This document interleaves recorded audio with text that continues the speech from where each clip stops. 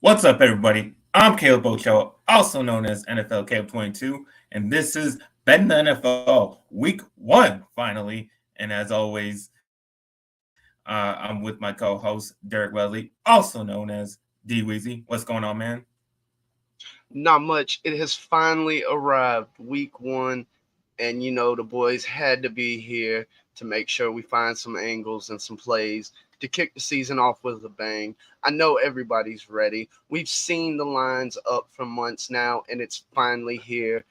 Kickoff is tomorrow with the first game, and we got the first NFL Sunday of the year following that. So it's definitely looking like it's going to be a good weekend for folks. Absolutely. I'm ready. We're all ready. Been waiting for this for so long. This is betting season, and we're going to try to make you money. But before we do that, we like to help you guys out. So if you guys can help us out by subscribing to the channel, to liking this video, and if you really want to help us out, join our Patreon. The link is in the description down below. So do all that. Definitely appreciate all that if you can. But now we will finish. But before we get into week one, we will finish our preseason futures betting, going through each division. We've gone through 7 divisions so far. We're on our last division, and that is the AFC South division. We'll give you the division winner odds. Will they make the playoffs? Yes or no? And we'll give you the odds on their over and under win totals. So we'll get through that, and then we'll give you our 5 week 1 bets of the week, and we'll go from there. All right, we'll start with the AFC South. Division favorite is the Jacksonville Jaguars at -155. The Jaguars went over under is at 10.5. And will they make the playoffs? Yes, is at -200. This team was 9-8, first in the AFC South last year, and lost in the divisional round. But didn't wasn't always good. Had a terrible start to the season, 3-7. And then they won 6 out of the last 7, and won obviously that last game to get into the playoffs. But in the offseason, they lost their right tackle Jordan Taylor, linebacker Arden Key, and Gostis. And they signed right tackle Josh Wells, running back Darius Johnson, and they drafted Anton Harrison, offensive tackle out of Oklahoma, in the first round. But what do you think of the Jaguars' chances to win the division?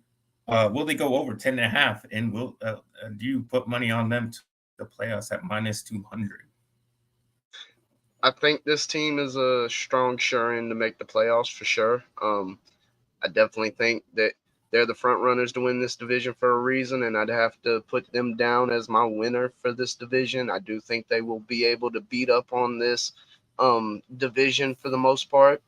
Most likely, if they don't sweep all their division opponents, we're looking at 5-1, 4-2 at the worst.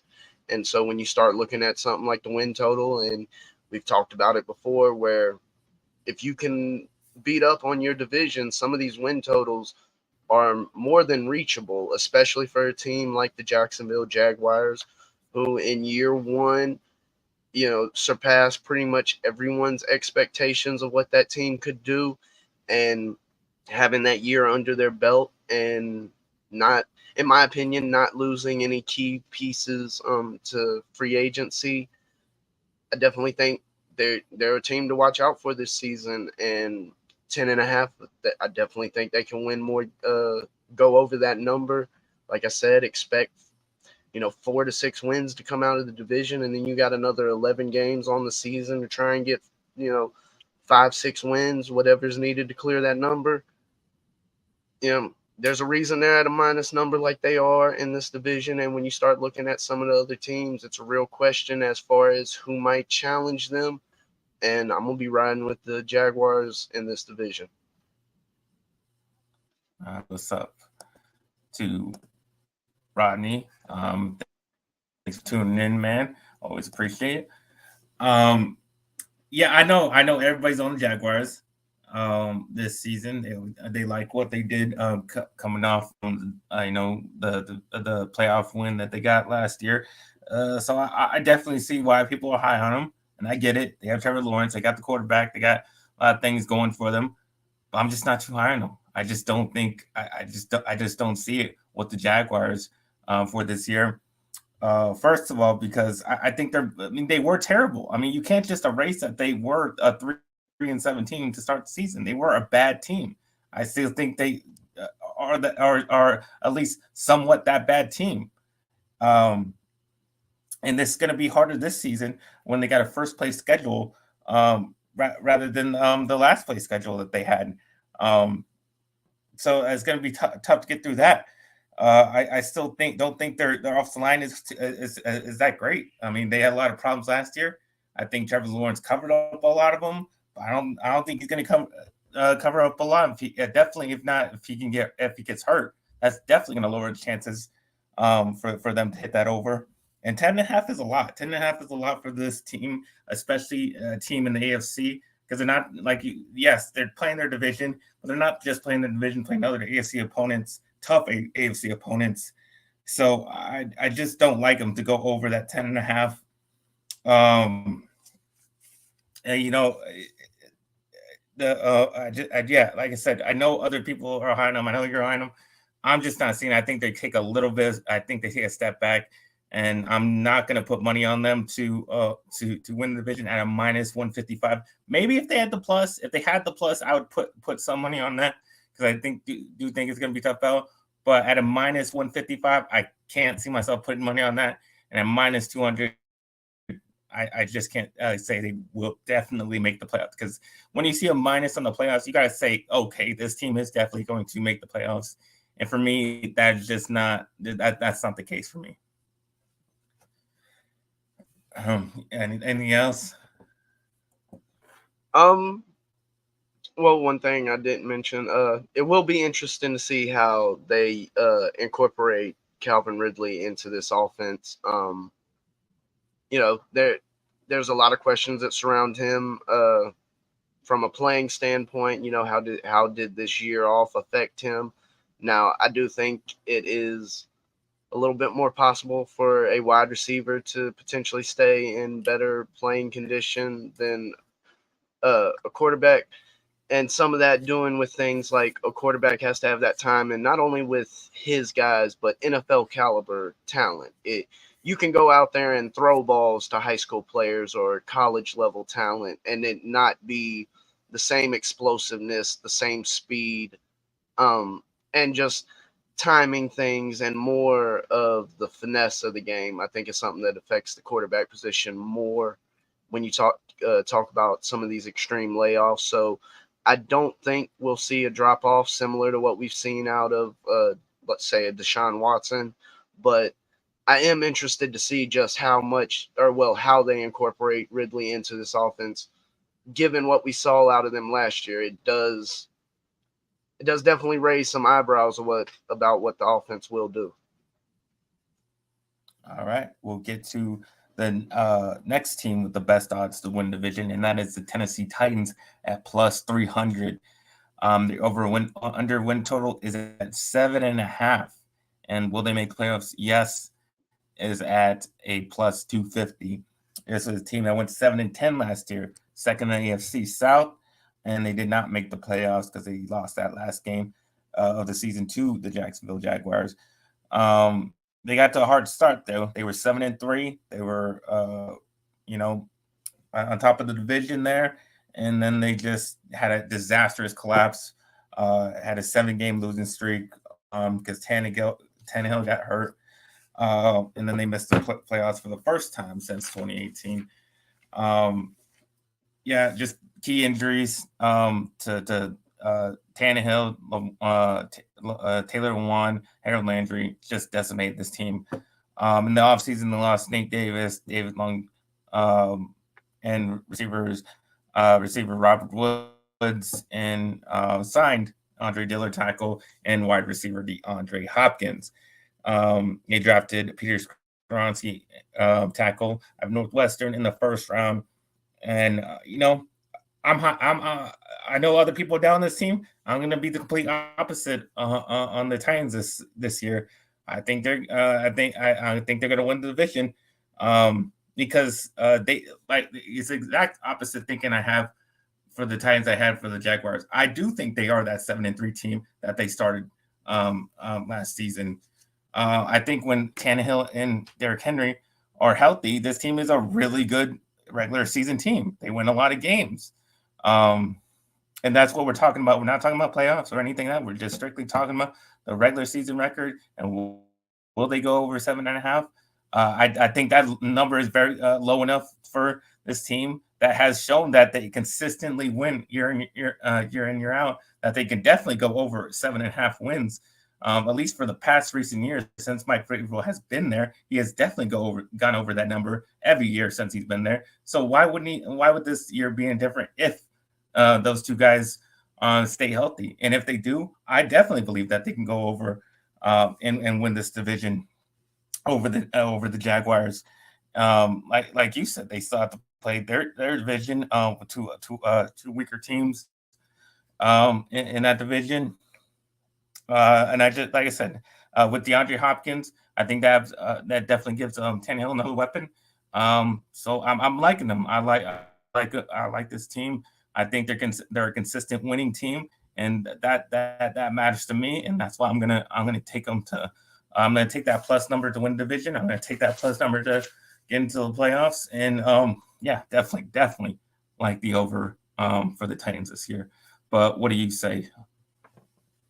Well, I'm right there with you when it comes to the over on the total wins on the season. Like you said, 7.5 is a lower number for a team that has played better ball consistently over the past few years when talking about a number like 7.5. I definitely think this team can get 8 or 9 wins, especially talking in a scenario where as long as you don't lose Tannehill for an extended period of time, I definitely think they could get over this number. Even if he misses 2 or 3 games in the season, short of, like you said, Henry or him or Tannehill going down, the offense in the past has shown it's been able to keep up. And adding Hopkins out on at wide receiver does make people want to believe that we'll see more of an aerial attack than we've seen in the past. That'll be interesting to see because it's been documented well just how much Tennessee has utilized Derrick Henry in the past, and everybody that follows football knows the trends when it comes to running backs, and they got a shelf life. Now that number isn't always determined, and when you use a back as hard as a team uses somebody like Derrick Henry, and yes, he's produced. That's the catch-22 of it all, is you want to use this guy because he produces, and when he produces, you want to use him more. And so if we can see both of these guys stay healthy, a healthy D-Hop out there on the outside, I definitely think it can go a long way in helping this team get W's. I would put them just shy of winning the division. If I had to pick a second place team, I would probably go with the Tennessee Titans. I think their defense will be a little more questionable because for the most part, I think people know what to expect out of the offense. It's not necessarily going to be flashy, but it'll get the job done. And, it may not be the most or the greatest example of 2023 football in the modern NFL, but when you're racking up W's, it's hard to argue against it. I do think this team may be on the cusp of not making the playoffs as far as a wild card team. The right plus number, I could see myself putting something on the yes for them to make the playoffs. But it's a little 50-50 for me there. But like I said, I do think they can get at least 8 wins on the season, if not 9. All right, we'll say what's up to Brandon. What's going on, man? Thanks for tuning in. We'll get to the third team with the best odds to win this division, and that is the Indianapolis Colts at plus 550. Their over/under win total is at 6.5, and will they make the playoffs? Yes, is at plus 350. This team went 4-12-1 last year, third in the NFC South, no playoffs. Obviously, during the middle of the season, they fired Frank Reich, and then they hired Jeff Saturday after going 3-5-1. Um, they had a terrible record thereafter, 1-7 with Jeff Saturday, and then they obviously get rid of him and they hire Shane Steichen as their new head coach for this upcoming season. In the offseason, they lost Bobby Okereke, they lost Yannick Ngakoue, and Davon Bryan, Davis tackle, and they signed. That's who they signed. Signed Davon Bryan. They signed Samson Buckham, and they signed Gardner Minshew as a backup quarterback to who they drafted in the first round, Anthony Richardson out of Florida in the first round. You know, last year they were terrible offense. They were last in the whole entire league. And I don't really think they got any better this year, especially with a rookie quarterback, just starting out. And they obviously have the problems with Jonathan Taylor. He's going to play with him, especially now that he's on PUP. They don't really have many weapons on their offense. And definitely they kind of got rid of a lot of their good guys on defense. So I mean, their defense was already bad, and I think just worse. So I don't see a lot of hope there. But what do you think about the Indianapolis Colts and their chances to win this division, make the playoffs, and to go over the 6.5 wins? Before you do, I want to say what's up to the Road Pod, what's up, Hendo, and to Gregory. What is going on, man?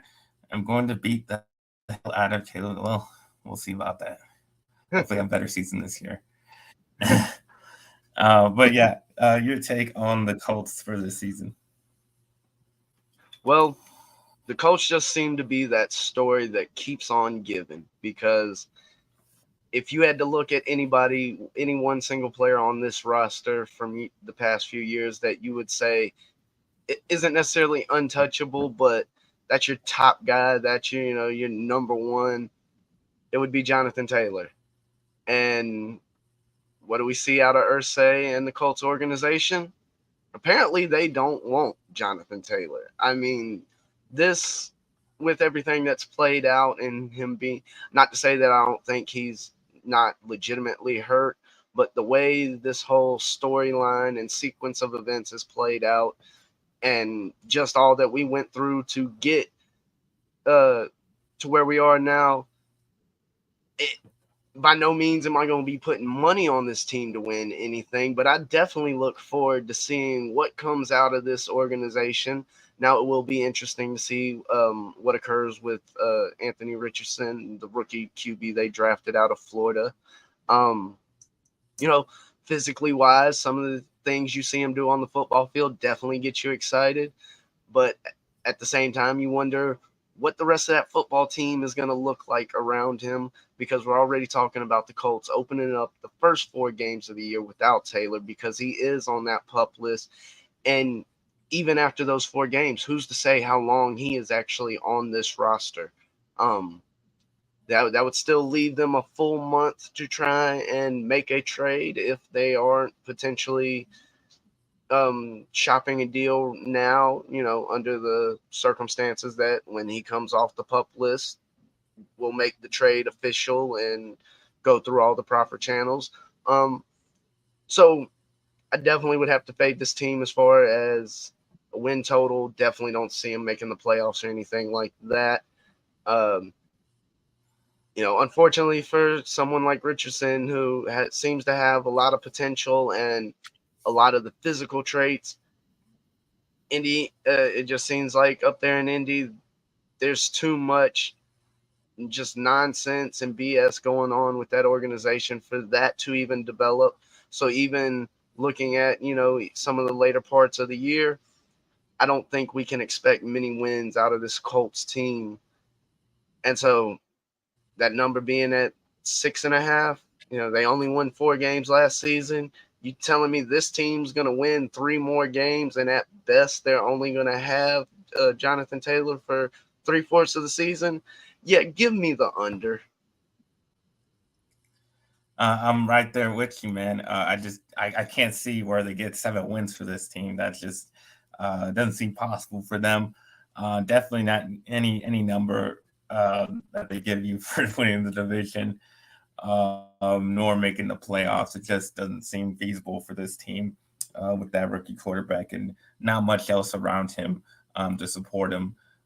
He's gonna have a tough. He's gonna have a rough time. It's gonna be a rough time there in Indianapolis. So definitely just do not put your money on this team if it is for the under. What we're gonna say, what's up, lunch break hot take? What's going on, Jose? Um, all right, we'll get to the final team with the worst odds to win division, and that is the Houston Texans at plus 1100. The over under win total is at 5.5, and will they make the playoffs? Yes, is at plus 525. And the record last year was 3-13, fourth in the AFC South. No playoffs, obviously. Had one of their worst seasons with not much talent on that team, except for maybe a couple spots. Like a running back corner. And but yeah, the one that matters is quarterback. And they did not have talent there, and that's why they ended up at 3-13. And then they lost tight end, both 2 tight ends actually, OJ Howard and Jordan Atkins, 2 receivers, Dorsett and Rogers. They did sign Robert Woods, tight end Dalton Schultz, and Sheldon Rankins and Hassan Ridgeway on defense, as well as running back Evan Singletary. And then they drafted, of course, in the first round, quarterback CJ Stroud out of Ohio State. And they also drafted Will Anderson out of Alabama in the first round as well. I think CJ Stroud's obviously an upgrade from Mills and whatever they had throughout their last year at quarterback. So that's definitely a plus. Can they win more games? I think it does. I think that wins a couple more games. They only have to win 3 more games to hit that over at 6 games. And I think that's possible. I think that's possible for this team. It's tough. They're in the AFC. But I think, he has a pretty good offensive line to protect them. Lumber Tunsil's there.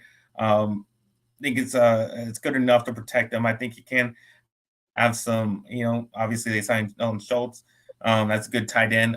Usually tight ends really help out rookie quarterbacks. So I think it might be a smoother transition, especially more than Anthony Richardson will have. So I'd put a little money on them to win the over. I'm not going to go full force on them, but I think they can. I think they can maybe week out 6 games. Because if they won 3 with the crap that they pulled out there, maybe they can get 3 more with a better quarterback. But at the division odds, I just don't see any chance. And neither the playoffs with the conference that they play in. I just don't think there's any chance there. But what do you say about the Houston Texans? Yes, there's no hopes for playoffs or division win or winning the division with this team. That is not where the focus needs to be if you're looking at this team from the potential of trying to find a legitimate angle, in my opinion. But there is, in my opinion, more excitement around the Houston Texans than the Indianapolis Colts. As you said, they brought in rookie quarterback CJ Stroud. Also pairing that with Damian Pierce, the running back from that they drafted last year. They brought in Singletary, who has been formidable, even as catching passes out of the backfield. So not necessarily needing to lean on their young running back, who showed some interest, showed that he might be a number 1 running back in the league. As you said, having that tight end definitely is a safety valve for quarterbacks, especially some of these younger quarterbacks coming out of college that, not to say lack inexperience or understanding, but typically the tight end position is that sort of check down route. And so you just sort of build that familiarity naturally as a byproduct. So I definitely 5.5. It's a low number. I definitely got to look at the over with this team because, as you said, they were able to steal a couple games last year and get to 3 wins on the season. I don't know how many teams they'll be stopping defensively. I do think with the new head coach, Spikes, there will be an increase in defensive. Not necessarily, it may not show up statistically, but I do think we'll see something out of this defense that we weren't seeing last year. I think in some games that'll definitely probably be the difference in them possibly having a chance at pulling off the victory.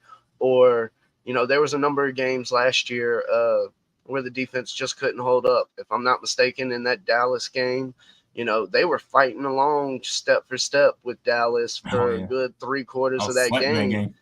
Yeah, and then, fourth quarter, Dallas was able to pull away. And so, you know, like I said, I definitely believe there's more excitement around this team. Something I would be interested in looking at is if you can find a book with the exact position in the standings to finish, potentially looking at them as a third place finisher, because clearly the books are saying they expect them to finish fourth, thus having the longest odds to win the division. So in that thinking, you might see a decent, or if not juicy, plus number at a third place finish within the division. And as I said, I think the Colts are going to be basically a dumpster fire. Um, Tennessee, it'll be interesting to see how well they have their act together throughout the season. Um, but you're bigger, you're higher up on them than me. But even still, the top two teams in this division are easily the Jaguars and the Tennessee Titans. Don't think Houston would be able to overcome either one of them in the standings. So a third place finish could be an interesting angle when looking at this team as far as an approach to the division outlook. All right. That will wrap up all of the divisions for our preseason futures betting. I hope that helps you guys out win some money. Hope you place your bets before the season starts. Um, all right, we'll get into our week 1 bets. What y'all came here to see. Um, the day before the NFL season starts.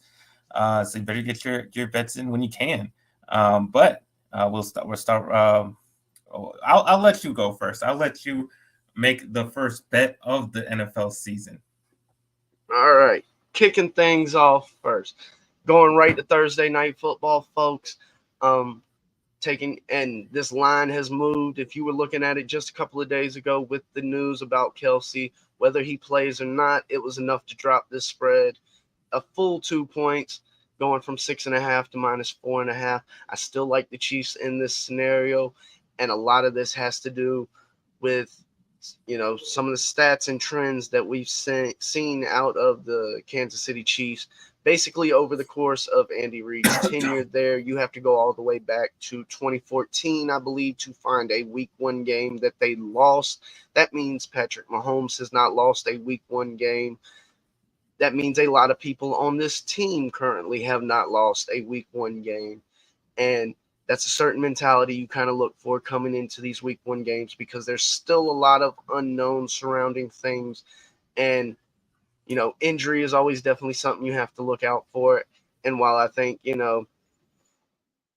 yes, if we're talking about a spread of 6.5, it'd be nice to have Kelsey out there. I definitely think that number is easily more covered with him out there.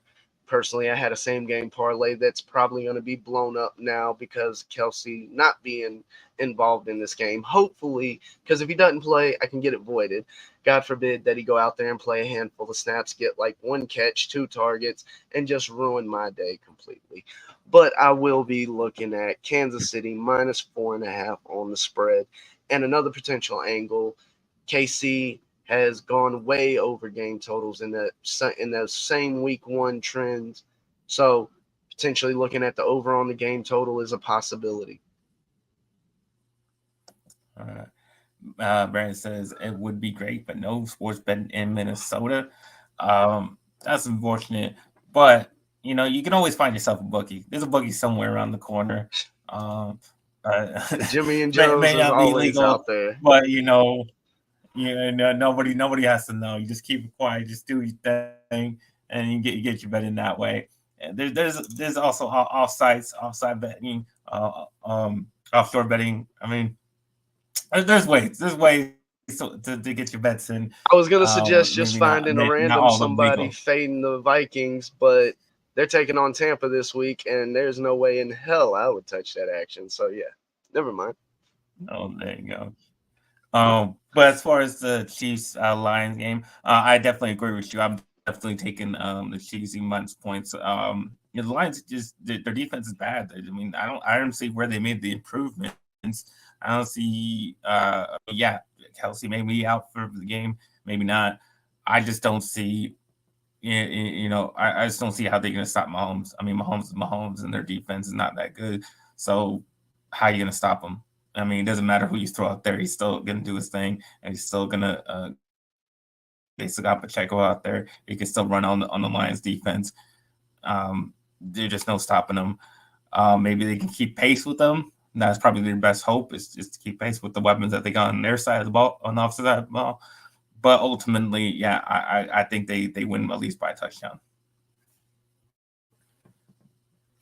All right, I'll get to my first bet of this NFL season. I'll say what's up to my dad real quick. What's going on?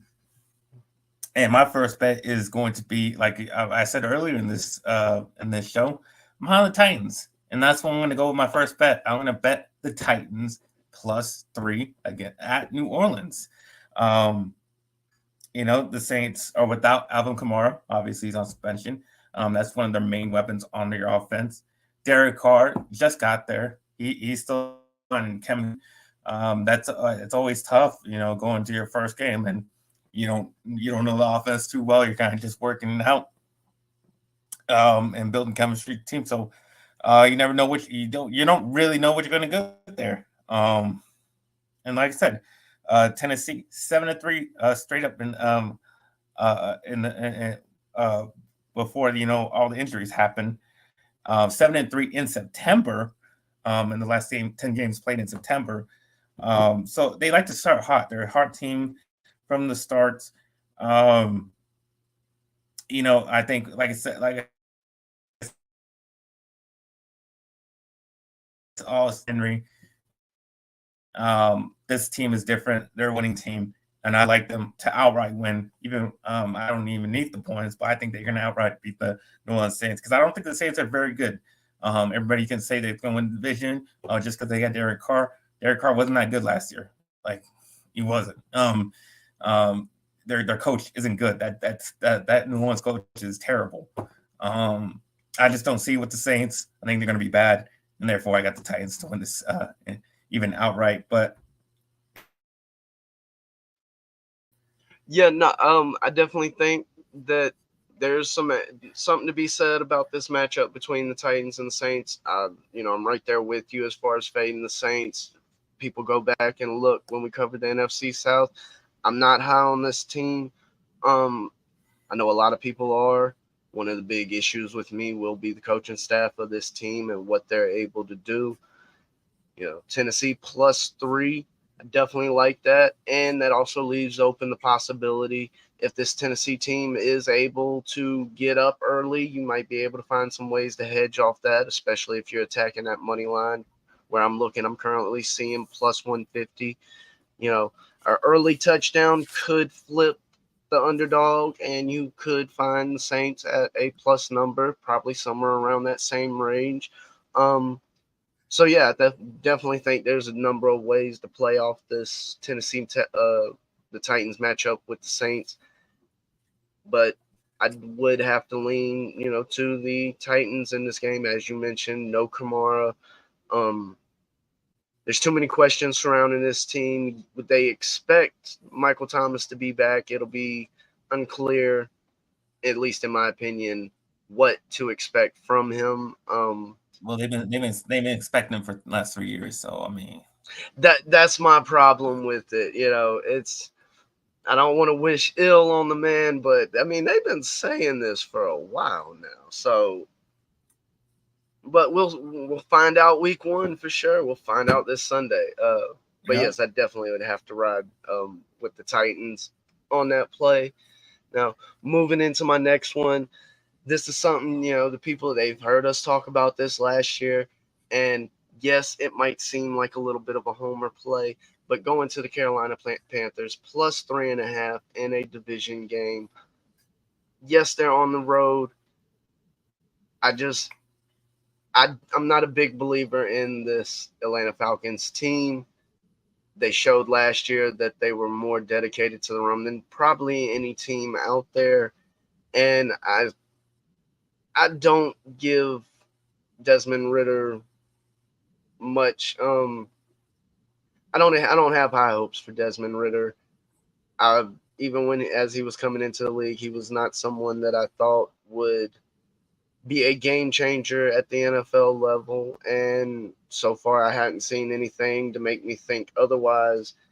And that said, it is in my opinion, I expect the Falcons to try and lean heavily on that run game that they have. Cordell Patterson moving in and out of the backfield, drafting Bijan Robinson, also having Algier from last year, who, as a running back, I definitely like some of the things I saw out of him, though sadly some of those things were against my team. But, there's definitely a legit running attack in Atlanta. But as we've said before, when it comes to these division games, I mean, you can throw the stats out the window, you can throw the records out the window, you can throw the trends out the window. A division game, they're unpredictable. So being able to get the underdog at plus 3.5, especially getting that hook on the 3, potential field goals, still be able to win outright, even if the Panthers lose. I'm gonna be riding with the Panthers on the spread plus 3.5. I'm gonna be there with you. I didn't take this team. The only thing that makes me hesitant about taking the Panthers is because Bryce Young in his first game. It's hard to say that he's just gonna go in there and win the game. Um, that's the only hesitation. I do believe he will, but I can't sit there and put my money on that is exactly what's gonna happen. Yeah, I don't like Desmond Ridder. I don't think he's very good.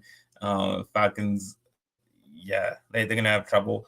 Throwing the ball there. Obviously, they're focusing on the running game with they got a couple good running backs there. And that as long as you guys can stop the run, then I don't think they're going to be able to do much afterwards. And yeah, you guys have trouble on the offensive line, but the Falcons don't really have the defense or the pass rushers to really exploit that all that much. So I don't see the Falcons winning this game. I got the Panthers. Well, the only reason I can't put my money on it is just because I don't like a rookie quarterback going into his first game. That's probably my only reason why I'll be hesitant on that one. But for my second play, I'm gonna take the Pittsburgh Steelers at home, plus 2.5 against the San Francisco 49ers. Obviously, the public money is on the Niners, but the sharp money is on the Steelers. With Brock Purdy coming off a major injury to his elbow, that was kind of rehabbing all off season. There's no telling how he's going to play. I mean, I don't know if you just expect him to come back. He's going to be all healthy and he's going to be slinging around and playing great. I just don't think that's going to be the case. I think he's going to take some time to get back to it. I think under a year under Kenny Pickett's belt, I think he'll be a little bit better than he was last year. Um, he was at least pretty decent going towards the end of the season. He was definitely good. Because the Steelers went 6-1 straight up and against the spread in their last 7 games. And then San Francisco were 1-4 against spread in the last 5 games against an AFC opponent. So I definitely like the Steelers. I like I always say, I like home dogs. This one home dog I do believe that this in the Steelers getting the win. But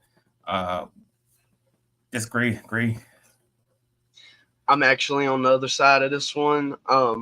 As Okay. one of my plays, I'm taking San Francisco, Okay. and part of that, if this line was a little bit higher, if we were talking about maybe 4.5, or even somewhere around 5, I would be more Yeah, I inclined to definitely take the agree with you on that. Steelers. If you can bet Yeah, and get a little more points and buy some points there, I would definitely suggest that to do that. yeah. But looking at a spread of 2.5, I'm definitely going to ride with the 49ers. While there are, as you mentioned, there are legitimate, many, well, not many, but legitimate concerns surrounding Purdy and just how well he'll be back. One thing I do believe, however, is this team does not have to rely on specifically Purdy with a lot of the talent they have around him, and Shanahan's ability not only to scheme players open, but to scheme the ball into players' hands, not necessarily through the passing game. It's been well documented. Debo Samuel being utilized in a running back form, kind of similar to what we've seen with Cordell Patterson, um, as well as they've had a full offseason to try and integrate CMC, having McCaffrey. And so it will definitely be interesting to see um, what exactly occurs because, in, in my opinion, I don't think they will have to lean on Purdy to win games specifically. And as I said, if the spread was a little bit higher, I may go to the Steelers side of things because I would not be shocked if the 49ers got a lead in this game, if they went more into a defensive shell of trying not to lose the game versus still pushing downfield with that step on their throat mentality to put up another score or two. Um, so yeah, with this low spread at 2.5, I'm definitely riding with the 49ers. All right. That was your third pick. I'll get to my third bet of the week, and that is Miami Dolphins +3 at the Los Angeles Chargers. I believe this will be a close game. And in close games, I definitely do not trust Brandon Staley because he's terrible in close games. He makes the wrong decision most of the time. And then I think that's going to be the case in this game. Is there's going to be close and it's going to be one decision that he'll have to make, and he's going to screw it up. And then their new OC, Kellen Moore, obviously as a Cowboys fan, know very well. He's pretty awful. So I think it's going to be very bad for Justin Herbert having to deal with that, deal with him calling plays for him. And similar to what I said about the Titans, when Tua was healthy, this team was really good at the beginning of the season. And I think I think there's still that same team that was that really good, winning a lot of games when he was healthy. And he's healthy at least for this week 1 game, and I think they'll return to that same team that they were at the beginning of last season. And the Dolphins were 4-1 against the spread in the last 5 games. Even though they kind of lost those games. So even if they lost this game, I still think +3 is good enough to cover. But yeah, that's what I got. I got the Dolphins +3. I'm riding with you right along on this same game. Miami Dolphins +3. Not sure what the books are looking at. Outside of you saying the potential scenario of Tua being injured, this Dolphins team is better than the Chargers, in my opinion. I mean, defensively and offensively. I don't.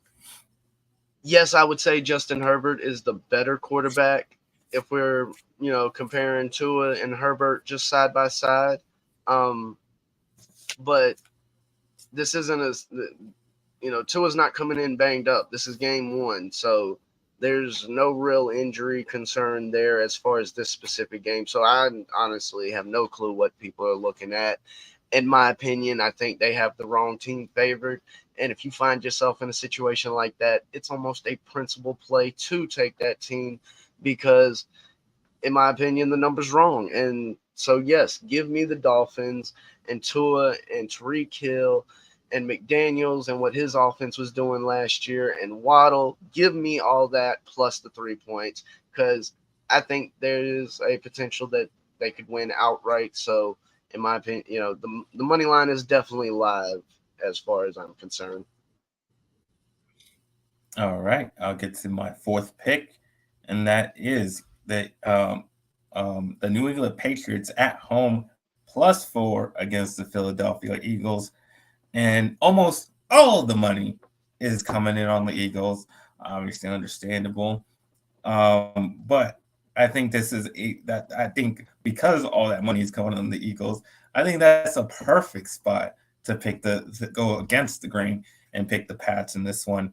For a big letdown for the Eagles. Obviously, the Super Bowl team that loses the Super Bowl is usually one that has the hangover, and I think that's very possible for the Eagles this season. The Eagles lost a lot of guys on defense.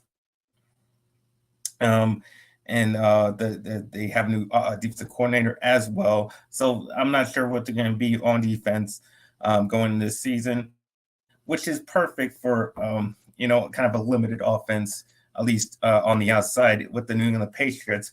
But I think with the new offensive coordinator, that's a big plus. I think Mac Jones was pretty good in his rookie season.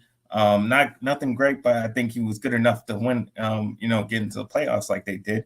I think they can return to that with an actual offensive coordinator this time. They can return to that team that they were his rookie season. I think he can be just as good, and I think they can really just kind of grind it out with both Stevenson and Zeke, and they'll run enough to keep Jalen Hurts and the Eagles' offense off the field. And I think that's what they're going to have to do to at least keep it close. So, that's why I do think they can at least cover the 4 points. They might not win, but I think 4 points is still good enough for them to cover. The Eagles 2-5 against spread in the last seven games.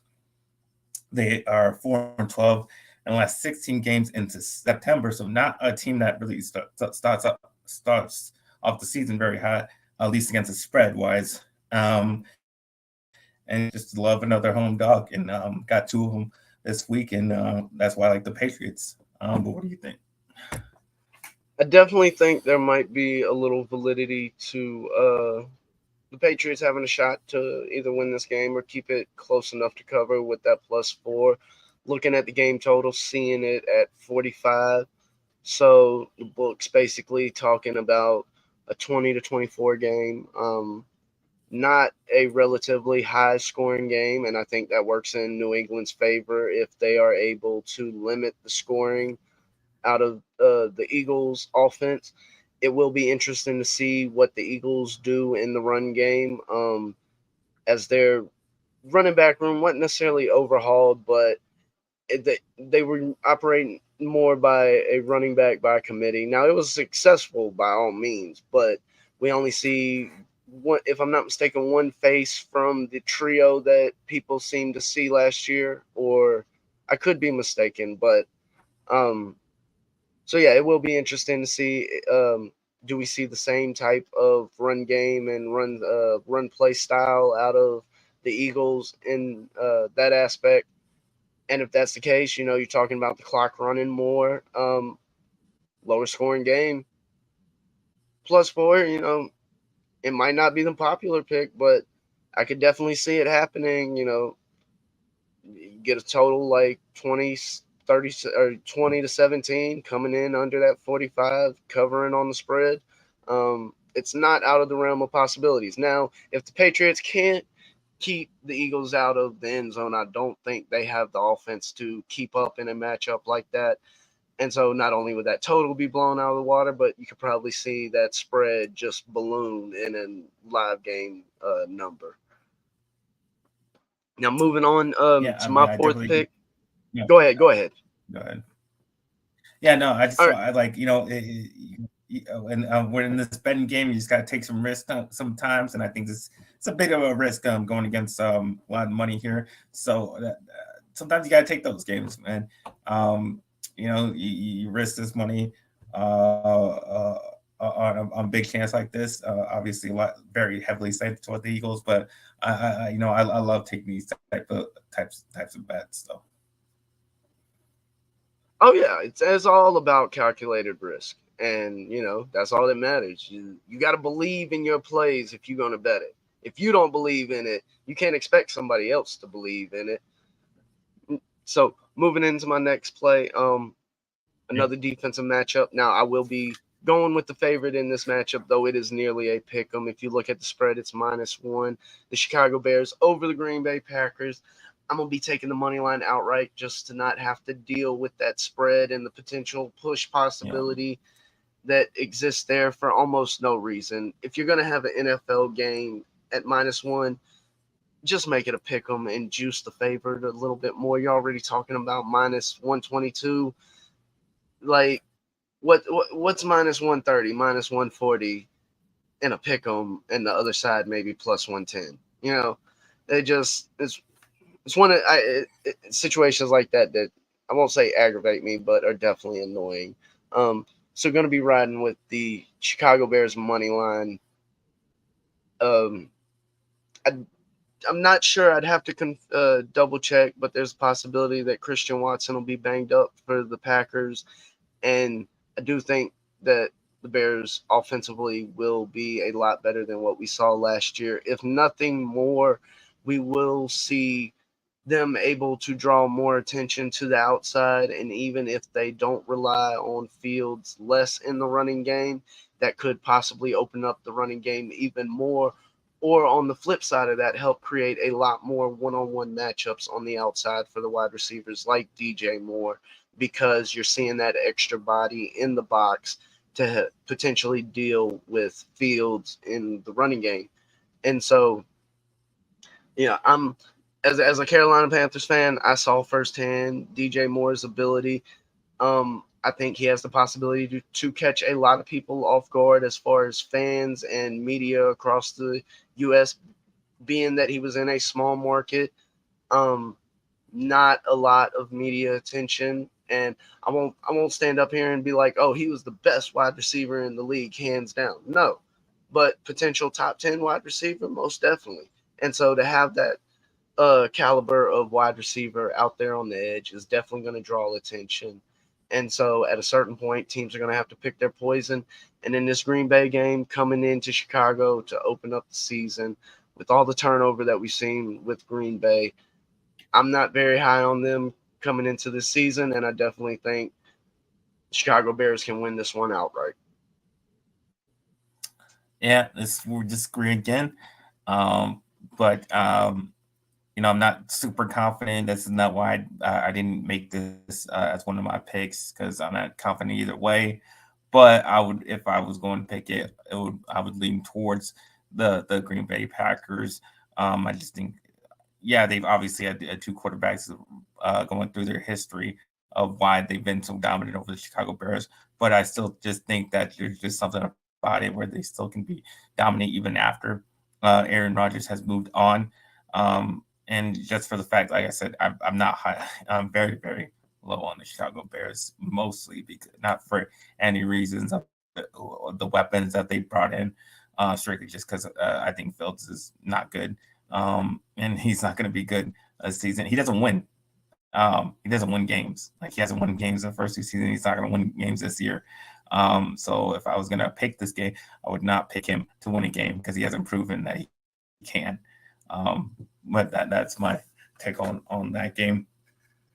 But for my final bet of week one, it will be my Dallas Cowboys -3 going to the New York Giants. It's just frankly simple. Dak owns the New York Giants. They better be calling him daddy, because that's what he is. He is the Giants' daddy.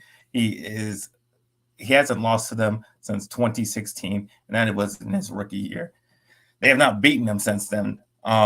He's so good. Like 9-3. Cowboys are 9-3 in the last 12 games against the Giants. Complete domination over them. Cowboys have way more talent than the Giants do. The Giants don't have a lot of talent on their team. They don't got no receivers. They don't got bad secondary. They don't got they barely got any linebackers. Yeah, they had a trade for Isaiah Simmons. They really only got they have a terrible offensive line. Obviously I do show with Ferris. He knows his offensive line is ass because he's worried about it too.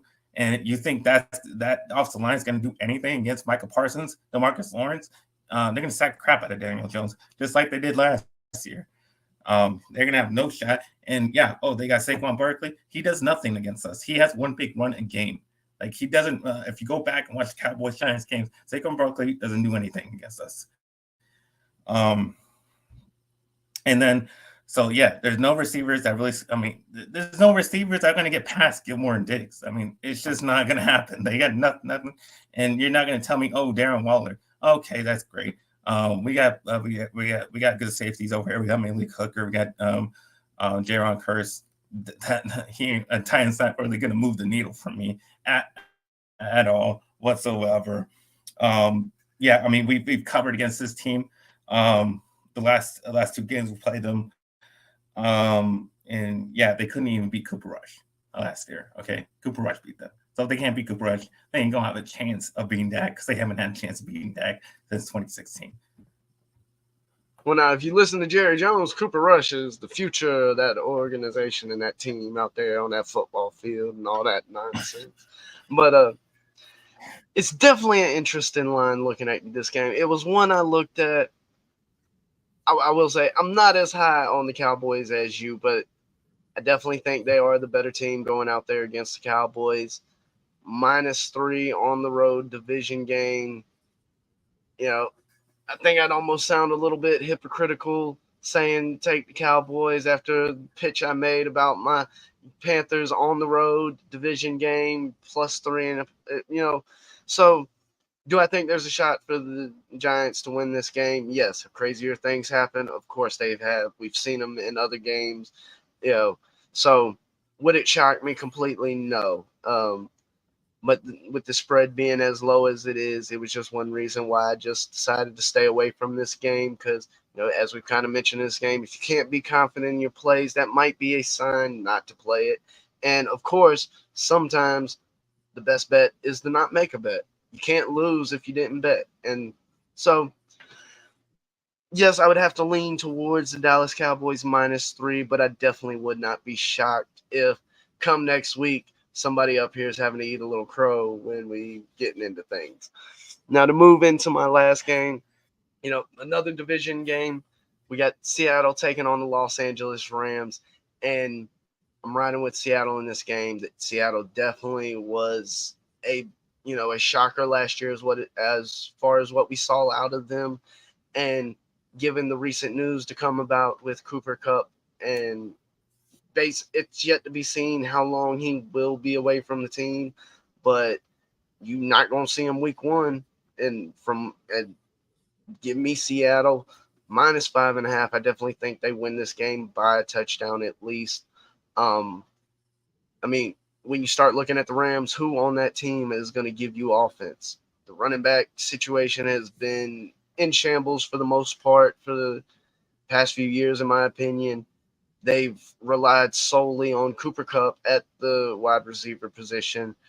Even bringing in the likes of Allen Robinson led to nothing, and we saw him shipped out. Even when they had OBJ for that short stretch, it was clear that Cooper Kupp was the main option and the first option. And now we find this team with no Kupp and likely nothing else.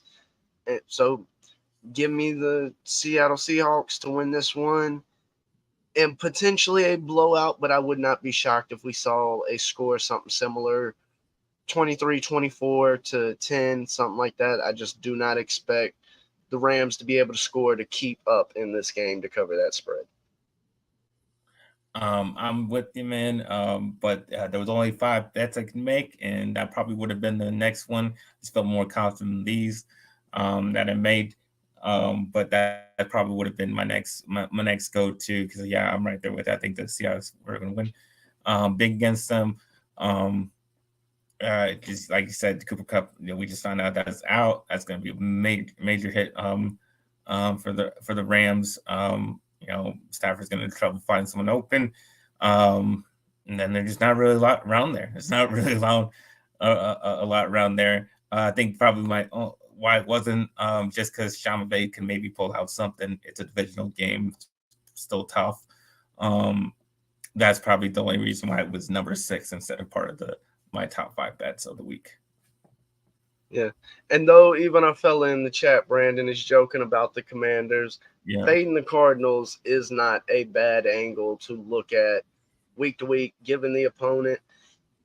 If the Commanders had a better offense, I would definitely Yeah. be considering this more. But at -7 on the spread, I would stay away from this just simply because the Commanders could easily go out there and win by 3 or 4 points, and you're standing there holding 7, being pissed off.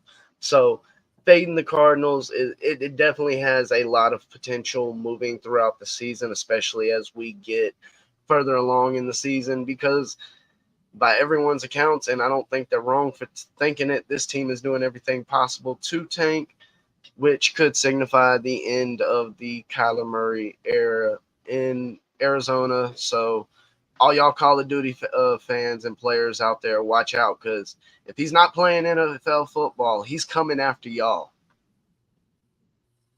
Yeah, I had the same exact thinking of why I didn't make this one of my bets. That I just can't see, even if it's the Cardinals. Yeah, we know how bad the Cardinals are going to be. But Sam Howell is just not the quarterback that's going to win by 7 points, even against a team like the Cardinals. That's why you can't bet on, you can't put your money that -7. That's too big of a point spread. But yeah, they probably will win just because the Cardinals are just that bad. But it's just really against what Sam Howell can do. But yeah, that is our week 1 bets. Like I said, we had a couple disagreements. You can go either way, whether you want to fade me, fade DWeezy. Doesn't matter to us as long as you're winning money. That is the goal of the show. Thank you all for tuning in. So you can tell where they can find you, DWeezy. Yes, y'all can catch me at Backyard Action Media here on YouTube and also on Twitter at The Yard Bets. I'll be moving my Sunday show to Tuesdays, basically a little bit of a scheduling conflict, but I'll be continuing on with Against All Odds. Last week, I was discussing that ESPN is throwing their hat into the sports betting world and partnering with Penn Entertainment to open an ESPN bet sports book, and likely we'll see that in a number of states in the coming future. So check that out in this coming week. And then the next episode, I'll be talking about some of the conference realignment stuff that we've seen in college football, but also taking a look at some of the factors that have driven this, such as revenue and other things.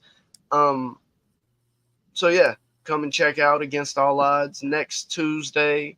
I'll be going live. I'm not sure about a time yet. I have been going live at 5 p.m. on Sundays. Maybe I stick with that 5 p.m. start, but make sure to come check it out.